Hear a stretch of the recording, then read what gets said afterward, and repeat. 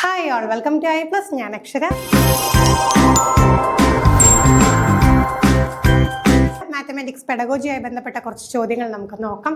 പൊതുവെ എന്താണ് പെഡഗോജി എന്ന് പറയുമ്പോഴത്തേക്ക് ആളുകൾ കുറച്ച് എന്താണ് ബുദ്ധിമുട്ട് എന്ന് പറഞ്ഞ് മാറ്റിവെക്കും. പക്ഷേ പെഡഗോജി പഠിച്ചാലുള്ള ആ ഒരു ഗുണം അറിയാവുന്നവർ തീർച്ചയായിട്ടും എന്ത് ചെയ്യും, പെഡഗോജി ക്വസ്റ്റ്യൻസ് മാക്സിമം സ്കോർ ചെയ്യും. ആ സ്കോർ നമ്മുടെ ഓവറോൾ സ്കോറിനെ ഉയർത്തുകയും ചെയ്യും. അതുകൊണ്ടാണ് അത്ര ഇമ്പോർട്ടൻസ് കൊടുത്തുകൊണ്ട്, പ്രത്യേകിച്ച് നമ്മുടെ ഒരു ടീച്ചിങ് പ്രൊഫഷൻ എന്ന് പറയുമ്പോഴത്തേക്കും പെഡഗോജി എന്ന് പറയുന്ന സംഗതി നമുക്ക് അത്രയധികം ഇമ്പോർട്ടൻ്റ് ആണ്. അതുകൊണ്ടാണ് നമ്മൾ പല മേഖലകളിൽ നിന്നുള്ള ക്വസ്റ്റ്യൻസ് ഇങ്ങനെ ഡിസ്കസ് ചെയ്യുന്നതും. തീർച്ചയായിട്ടും ക്ലാസ്സുകളൊക്കെ നല്ല രീതിയിൽ യൂട്ടിലൈസ് ചെയ്യുക. 5 ചോദ്യങ്ങളാണ് ഇന്നത്തെ സെക്ഷനിൽ കൊണ്ടുവന്നിട്ടുള്ളതും. തീർച്ചയായിട്ടും നിങ്ങൾ എന്ത് ചെയ്യുക, എത്ര ചോദ്യങ്ങൾ ഉത്തരം കണ്ടെത്താൻ സാധിച്ചു എന്ന് കമൻറ്റ് ചെയ്യുക. നമുക്ക് ആദ്യത്തെ ചോദ്യത്തിലേക്ക് കടക്കാം. അപ്പോൾ ആദ്യം തന്നെ എന്താണ്, ഈ പെഡഗോജി എന്ന് പറയുന്ന മാത്സിൽ മാത്രം ഒതുങ്ങി നിൽക്കുന്നില്ല. ജനറൽ ആയിട്ടുള്ള കാര്യങ്ങൾ നമ്മൾ പറഞ്ഞു പോകുന്നതുകൊണ്ടും ഏത് സബ്ജക്റ്റ് പഠിക്കുന്നവർക്കും എല്ലാവർക്കും യൂസ്ഫുൾ ആയിട്ടുള്ള ഈ ഒരു നമുക്ക് ഈ ഒരു B.Ed അല്ലെങ്കിൽ TTC ലെവലിലുള്ള എല്ലാ ക്വാളിഫയിങ് എക്സാമിനേഷൻസിനും യൂസ്ഫുൾ ആയിട്ടുള്ള തരത്തിലുള്ള ചോദ്യങ്ങളാണ് നമ്മൾ ഡിസ്കസ് ചെയ്യാനായിട്ട് പോകുന്നത്. അപ്പോൾ ചോദ്യം നോക്കാം. Which of the following skills are promoted by mathematics at upper primary stage? UP സ്റ്റേജിൽ ഇപ്പം നമുക്ക് എന്താണ് അപ്പർ പ്രൈമറി സ്റ്റേജിൽ മാത്തമാറ്റിക്സ് എന്ന് വരുമ്പോൾ അവിടെ ഏതൊക്കെ സ്കിൽസ് ആണ് പ്രൊമോട്ട് ചെയ്യേണ്ടത്? അപ്പം നോക്കിക്കേ, 5 സ്കിൽസ് ആണ് കൊടുത്തേക്കുന്നത്. Visualisation, transposition, generalisation, memorisation, estimation. അപ്പം ഇവിടെ നമ്മൾ എന്ത് ചെയ്യാം, ഓപ്ഷൻസ് നോക്കുന്ന സമയത്ത് അപ്പം നമുക്ക് കറക്റ്റ് ഉത്തരം അറിയില്ലെങ്കിൽ നമ്മൾ ജസ്റ്റ് എന്താണ് ഓപ്ഷൻസ് നോക്കുമ്പോൾ നമുക്ക് മനസ്സിലാവും. 4 ഓപ്ഷൻസിൽ നമുക്ക് മനസ്സിലാകും ഈ ഓരോന്നിലും ഓരോ സെറ്റിൽ വന്നിട്ടുള്ള ഒരു കാര്യമാണ് അവർ ഒഴിവാക്കിയിട്ടുള്ളത്. നോക്കിക്കേ, 4 സ്കില്ല് ടോട്ടലായിട്ട് വരത്തുള്ളൂ. അപ്പോൾ ഒരാൾ ഓഡ് വൺ ഔട്ടാണ്. നമ്മൾ ഓൾറെഡി പെഡഗോജി ക്ലാസ്സിൽ പറയുന്ന ഒരു കാര്യമാണ്, ചില കാര്യങ്ങൾ നമ്മുടെ പുതിയ പെഡഗോജിക്കൽ അപ്രോച്ചിലില്ല. ഉദാഹരണത്തിന് ടീച്ചർ സെൻട്രിക് ഇൻസ്ട്രക്ഷൻ. ടീച്ചർ എന്താണ് അതോറിറ്റി ആയിട്ട് നിന്നുകൊണ്ട് ടീച്ചർ പറയുന്നത് എന്താണോ അതനുസരിച്ച് മാത്രം കുട്ടികൾ പഠിക്കുന്നു. ആ ഒരു രീതിയിൽ സ്റ്റുഡൻറ് സെൻട്രിക്കാണ്, ശിശു കേന്ദ്രീകൃത ബോധനമാണെന്ന് നമുക്ക് അറിയാം. അതുപോലെ തന്നെ നമ്മൾ പറയുന്നൊരു സംഗതിയാണ് റോട്ട് ലേണിംഗ് ഇല്ല. എന്താ, കാണാപ്പാഠം പഠിക്കുക ഇല്ല. നമുക്കെപ്പോഴും എന്താണ് കാണാപ്പാഠം പഠിക്കാതെ കുട്ടികൾ കാര്യങ്ങൾ മനസ്സിലാക്കി കണ്ടെത്തി സ്വയം പഠിക്കട്ടെ എന്നല്ലേ പറയുന്നത്. അപ്പോൾ റോട്ട് ലേണിംഗ് ഇല്ല. റോട്ട് ലേണിംഗ് ഇല്ലെങ്കിൽ എന്തില്ല, മെമ്മറൈസേഷൻ ഇല്ല. മെമ്മറൈസേഷൻ എന്താ, കാണാപ്പാഠം പഠിക്കും. അപ്പോൾ ഈ ഓപ്ഷൻ അങ്ങ് എലിമിനേറ്റ് ചെയ്താൽ പോരെ, കൂടുതൽ എന്തെങ്കിലും ചിന്തിക്കണോ? അപ്പോൾ നമ്മൾ മനസ്സിലാക്കേണ്ട കാര്യം എന്താ, ബേസിക് ആയിട്ടുള്ള കാര്യങ്ങൾ അറിയാമെങ്കിൽ തന്നെ നമുക്ക് എന്താ ഓപ്ഷൻ എലിമിനേഷനിലൂടെ പെഡഗോജി ഉത്തരം കണ്ടുപിടിക്കാം. നോക്കിക്കേ, ഈ ഒരു C എന്നുള്ള ഓപ്ഷൻ ഇല്ലാത്ത നമ്മളൊന്ന് നോക്കിയാൽ മതി. ഏതാ വരിക, ABD&E.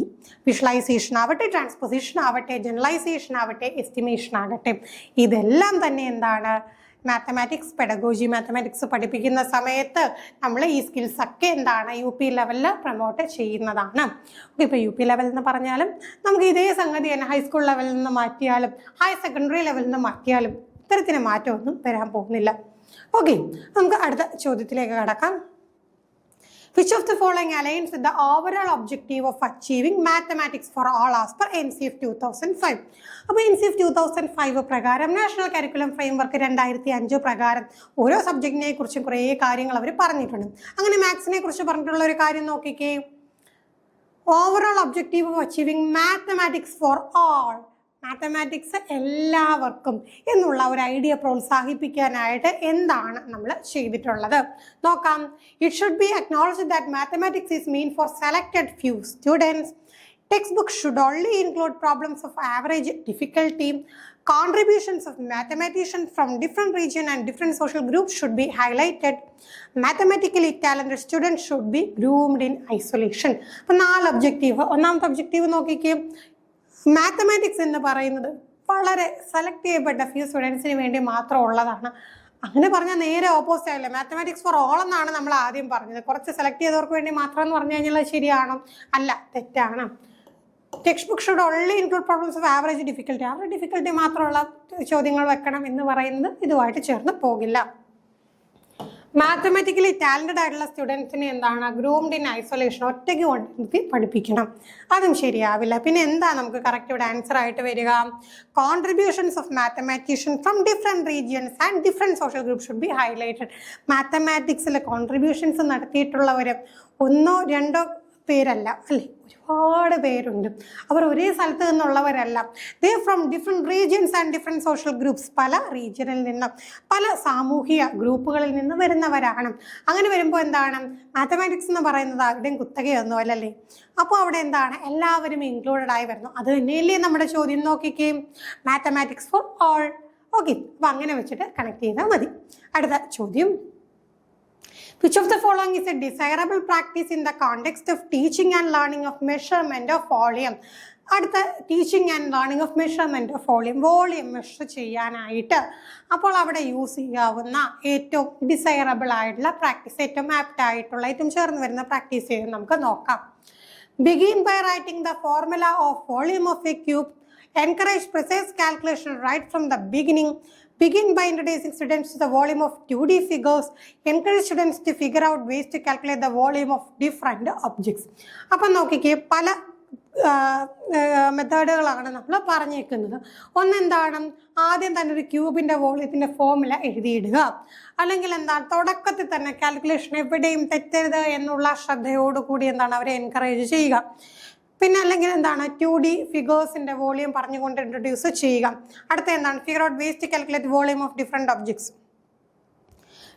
കുട്ടികൾ തന്നെ എന്ത് ചെയ്യുക, ഫിഗർ ഔട്ട് ചെയ്യട്ടെ, പല പല വേസ് ഫിഗർ ഔട്ട് ചെയ്യട്ടെ. തീർച്ചയായിട്ടും അത് തന്നെയല്ലേ ആൻസർ വരിക.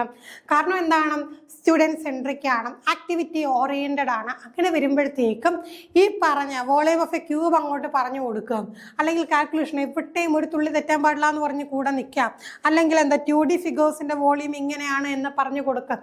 അതിനേക്കാളും ഒക്കെ ഏറ്റവും കുട്ടികൾക്ക് യൂസ്ഫുൾ ആവുന്ന എന്താണ്, അവർ തന്നെ സ്വയം കണ്ടെത്തുമ്പോഴല്ലേ. നോക്കിക്കുകയും പല ഒബ്ജക്ട്സ് ഉണ്ടല്ലേ, പല ടൈപ്സ് ഒബ്ജക്ട്സ് ഉണ്ട്. പല ടൈപ്പ് ഒബ്ജക്ട്സ് വരുമ്പോഴത്തേക്ക് അവയുടെയൊക്കെ വോളിയം എങ്ങനെയൊക്കെ കണ്ടെത്താൻ സാധിക്കുമെന്ന് കുട്ടികളോട് ചോദിക്കുന്നു. അവരതിനെന്താണ് പല മെത്തേഡുകളും കണ്ടെത്തുന്നു. ചിലപ്പോൾ അത് എററാകാം, കുഴപ്പമില്ല. അത് നമ്മൾ എന്ത് ചെയ്യുന്നു, ആ എററൊക്കെ സോൾവ് ചെയ്ത് പറഞ്ഞു കൊടുക്കുന്നു. അങ്ങനെ വന്നാൽ മാത്രമേ ആ ഒരു പ്രോസസ്സ് നമുക്ക് ആക്ടിവിറ്റി ബേസ്ഡ് ആണെന്നും സ്റ്റുഡൻറ് സെൻട്രിക് ആണെന്നും നമ്മുടെ പുതിയ പെഡഗോജിക്കൽ അപ്രോച്ചുമായിട്ട് ചേർന്ന് പോകുന്നതാണെന്നും പറയാൻ സാധിക്കുകയുള്ളൂ. അപ്പോൾ അതാണ് ഡിസൈറബിൾ പ്രാക്ടീസ്. അടുത്തത്, which of the following can be used as an assessment strategy to encourage interdisciplinary in mathematics. Mathematics എന്ന് പറയുന്ന സബ്ജക്റ്റ് ഇന്റർഡിസിപ്ലിനറി, അതറിയാലോ. നമുക്ക് പല പല സബ്ജക്റ്റുമായിട്ട് പല പല ഫീൽഡുമായിട്ടൊക്കെ കണക്റ്റ് ആവുന്നുണ്ട്.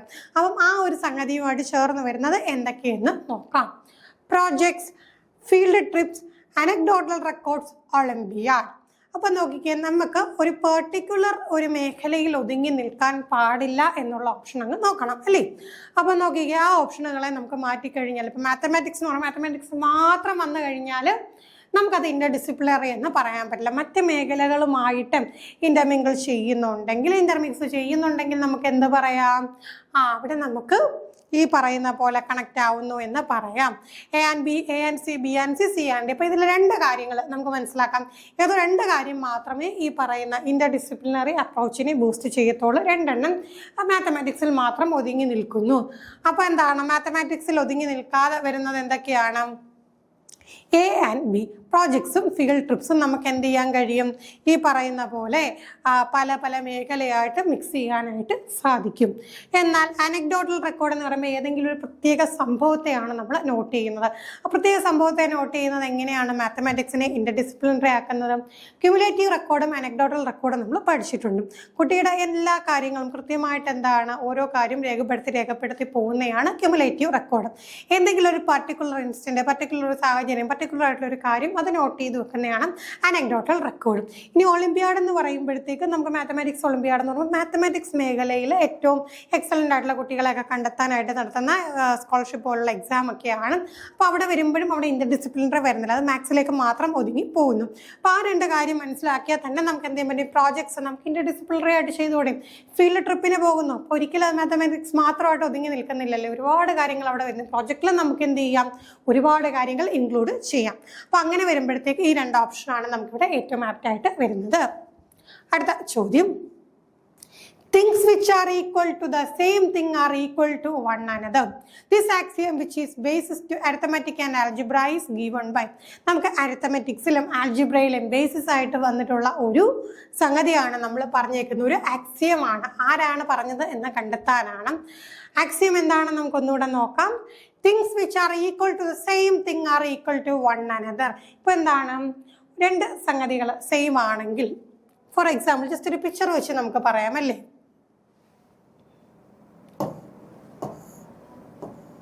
ഇപ്പൊ ജസ്റ്റ് ഇമാജിൻ ഈ മൂന്ന് സംഗതികളും സെയിം ആണെന്ന് വിചാരിക്കും.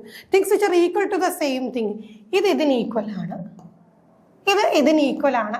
അങ്ങനെയാണെങ്കിൽ ഈ രണ്ട് കാര്യങ്ങളും ഈക്വൽ അല്ലേ, ആ ഒരു സംഗതിയാണ് കേട്ടോ. അപ്പൊ ജസ്റ്റ് വരച്ചതിൽ എന്തെങ്കിലുമൊക്കെ കുറവുകളുണ്ടെങ്കിൽ ക്ഷമിക്കുക, കാര്യം മനസ്സിലായല്ലോ. അതായത് ഈ രണ്ട് സംഗതികൾ ഈക്വൽ ആണ്, ഈ രണ്ട് സംഗതികൾ ഈക്വൽ ആണ്. അങ്ങനെയാണെങ്കിൽ ഈ രണ്ട് കാര്യങ്ങൾ എന്താണ്, ഈക്വൽ എന്ന് പറയുന്ന ഈ ഒരു തിയറി, ഈ ഒരു ആക്സിയം, തിയറി അല്ല ആക്സിയം ആരാണ് മുന്നോട്ട് വെച്ചതും? Euclid, Pythagoras, Descartes, Euler. ആരാണ് മുന്നോട്ട് വെച്ചത്? നമ്മൾ ഒരിക്കലും മറക്കില്ലല്ലേ, വളരെ ഇമ്പോർട്ടൻ്റ് ആയിട്ടൊരു വ്യക്തിയാണ്. ആരാണ്? യൂക്ലിഡ് ആണ് ഈ ഒരു ആശയം മുന്നോട്ട് വെച്ചത്. യൂക്ലിഡ് 300 BC എന്ത് ചെയ്തു? Collected all known work in the field of mathematics and arranged it in his famous treatise called elements. അദ്ദേഹത്തിന്റെ എലമെന്റ്സ് എന്ന് പറയുന്ന ആ ഒരു ട്രീറ്റീസിൽ മാത്സിനെ കുറിച്ച് എന്തൊക്കെ ആ ഒരു കാലഘട്ടത്തിൽ അറിവുണ്ടായിരുന്നോ എല്ലാം ഇൻക്ലൂഡ് ചെയ്ത് വെച്ചു. ആ ഒരു ട്രീറ്റീസിന്റെ പേര് മറക്കൽ, എലമെന്റ്സ് എന്നാണ് പേര്, യൂക്ലിഡിന്റെ എലമെന്റ്സ്. യൂക്ലിഡ് എന്ത് പറഞ്ഞു? ചില പ്രോപ്പർട്ടീസ് എന്താണ് which were not be proved, prove ചെയ്യാനായിട്ട് പറ്റില്ല. These assumption are actually obvious universal truth. പക്ഷെ നമുക്ക് പ്രൂവ് ചെയ്യാൻ പറ്റില്ല, പക്ഷെ എന്താണ്, അതൊക്കെ ലോക സത്യമാണെന്ന് പുള്ളി അങ്ങ് പറഞ്ഞു. 300 BC he divided dum into 2 types, 2 type ആക്കി വെച്ചു. അതാണ് നമ്മൾ ഈ പറഞ്ഞ ആക്സിയമും പിന്നൊന്നുണ്ട് പോസ്റ്റുലേറ്റ്സും. അപ്പോൾ ഇതിലേക്കൊന്നും ഡീറ്റെയിൽ ആയിട്ടൊന്നും പോകേണ്ട കാര്യമില്ല. നമുക്ക് പെഡഗോജിക്കൽ ലെവലിൽ ജസ്റ്റ് എന്താണ് ഈ കാര്യങ്ങളൊന്നും മനസ്സിലാക്കി വെച്ചാൽ മതി. അദ്ദേഹത്തിന്റെ ആക്സിയം ജസ്റ്റ് ഞാനൊന്ന് പറയാം, ഡീറ്റെയിൽ ആയിട്ട് ബൈഹാർട്ട് ചെയ്യേണ്ട കാര്യമൊന്നുമില്ല. നമ്മളിപ്പോൾ പറഞ്ഞ പോലെ തന്നെ the things which are equal to the same things are equal to one another നമ്മൾ പറഞ്ഞു. അടുത്ത എന്താ, if equals are added to the equals the wholes are equal. ഈക്വലിന്റെ കൂടെ ഈക്വൽ കാര്യങ്ങൾ ആഡ് ചെയ്യാം. നമ്മൾ നേരത്തെ വരച്ചില്ല, അതുപോലെ എല്ലാത്തിലും എന്ത് ചെയ്യുന്നു, ഈക്വൽ ആവുന്ന എന്തെങ്കിലും ഒന്ന് എക്സ്ട്രാ ആഡ് ചെയ്ത് കഴിഞ്ഞാൽ അതും ഈക്വൽ ആയിരിക്കും. If equals are subtract from equals the remainders are equals. നമ്മൾ നേരത്തെ പറഞ്ഞ പോലെ ഈക്വൽ ആയതിൽ നിന്ന് എന്തെങ്കിലും ഒന്ന് കുറച്ച് കഴിഞ്ഞാൽ, കോമൺ ആയിട്ട് എല്ലാത്തിലും ഒരുപോലെ കുറച്ച് കഴിഞ്ഞാൽ എന്താണ്, അതും ഈക്വൽ ആയിരിക്കും. Things which coincide with one another equal to one another. ഇത്തരത്തിൽ കോയിൻസൈഡ് ചെയ്യുന്ന കാര്യങ്ങളാണെങ്കിലും എന്താണ്, അത് ഈക്വൽ എന്ന് പറഞ്ഞു. The whole is greater than the part. ഇത് നമ്മൾ എവിടെ കേട്ടിട്ടുണ്ട്? നമ്മുടെ സൈക്കോളജി കേട്ടിട്ടുണ്ടല്ലേ. ഏത് തിയറിയിലാണ് കേട്ടതെന്ന് ഓർക്കുന്നവർ തീർച്ചയായും കമന്റ് ചെയ്യുക. ഇത് പഠിക്കാൻ നമുക്ക് സൈക്കോളജി മുന്നോട്ട് പോകത്തില്ല. The whole is greater than the part ഒന്നും ഞാൻ കൂടുതൽ പറയുന്നില്ല, നിങ്ങൾക്കറിയാം, നിങ്ങൾ കമന്റ് ചെയ്യുക. Things which are double of the same thing are equal to one another. നേരത്തെ പറഞ്ഞ പോലെ ആഡ് ചെയ്യുന്ന സബ്ട്രാക്ട് ചെയ്യുന്ന രീതിയിൽ ഡബിൾ ചെയ്താലും അത് ഈക്വൽ ആണെന്ന് പറഞ്ഞു. Things which are halves of the same thing are equal to one another. Double ചെയ്യുന്ന പോലെ ഹാഫ് ചെയ്താലും അത് ഈക്വൽ ആണ്. വലിയ സംഗതിയൊന്നുമില്ല, ജസ്റ്റ് ഒന്ന് ഓർത്തിരുന്നാൽ മതി. കേൾക്കുമ്പോൾ ഇത് യൂക്ലിഡ് ആണെന്നും എലമെന്റ് ആണെന്നും ആക്സിയം ആണെന്നും ഓർത്ത് വെക്കാം. അതേ കൂടുതലൊന്നും നമുക്ക് ചോദിക്കില്ല. മറ്റൊരു സെക്ഷനുമായി നമുക്ക് വീണ്ടും കാണാം. Thank you.